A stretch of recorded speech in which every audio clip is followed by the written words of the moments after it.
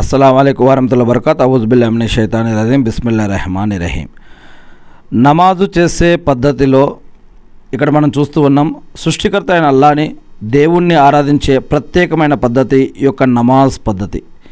ఈ నమాజ్ పద్ధతిలో మొదటిగా ఇలా తక్బీరాత్తో ప్రారంభించి తర్వాత సూర్య ఫాతిహా చదవటం, తర్వాత ఒక చిన్న సూరా చదవటం, దాని తర్వాత రుకు చేయటం, రుకు తర్వాత మరి ఈ విధంగా ఖియామ్ మరియు సజ్దాలు మరియు ఈ విధంగా లేచి నిలబడటం, ఇలా మళ్ళా రెండవసారి కూడా ఇలా చేయటం.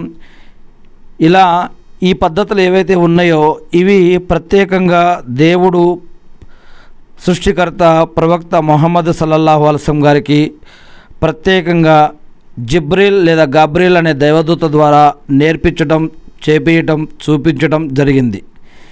ఇది ఖురాన్లో నమాజు చేయండి అని ఉంది. ఆ నమాజు ఎలా చేయాలో ప్రవక్త ముహమ్మద్ సల్లల్లాహు అలైహి వసల్లం గారు చూపించడం, చెప్పడం జరిగింది. ఏ ఏ సమయాల్లో ఏ ఏ నమాజులు చేయాలి, ఎన్ని రకాతుల నమాజులు చేయాలి, ఎలా చేయాలి, ఎటువైపు తిరిగి చేయాలి, మస్జిద్లో చేస్తే ఎలా చేయాలి, జమాత్తో చేస్తే ఎలా చేయాలి, ఒంటరిగా చేస్తే ఎలా చేయాలి, స్త్రీ పురుషులు ఎలా చేయాలి, స్త్రీలు పురుషులు కుటుంబ వ్యక్తులు కలిస్తే ఎలా చేయాలి, ఫ్రెండ్స్ కలిస్తే ఎలా చేయాలి, ఇరుగు పొరుగు వారు బయటవారు కలిస్తే ఎలా చేయాలి, ఇలాంటి అనేక ఖురాన్ మరియు సున్నతుల ఆధారంగా మనం తెలుగు బుఖారీలో ఇంతకుముందే తెలుసుకోవడం జరిగింది.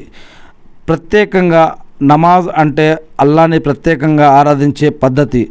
అల్లాని స్తుతించడం, పూజించడం, కొనియాడటం, పాపక్షమాపణ వేడుకోవడం, మనకి స్వర్గాన్ని ప్రసాదించమని చెప్పడం, అల్లాతో మాట్లాడటం, మనకు కావాల్సింది ఆయనకి చెప్పుకోవటం, మరియు ఇంకా మన మీద ఉన్న బాధ్యతలను నెరవేర్చడానికి కావాల్సిన ఉపాధిని, బరకత్ని, రక్షణని, సహాయాన్ని ప్రసాదించమని అడగటం, ఇవన్నీ కూడా నమాజులో దాగి ఉన్నాయి.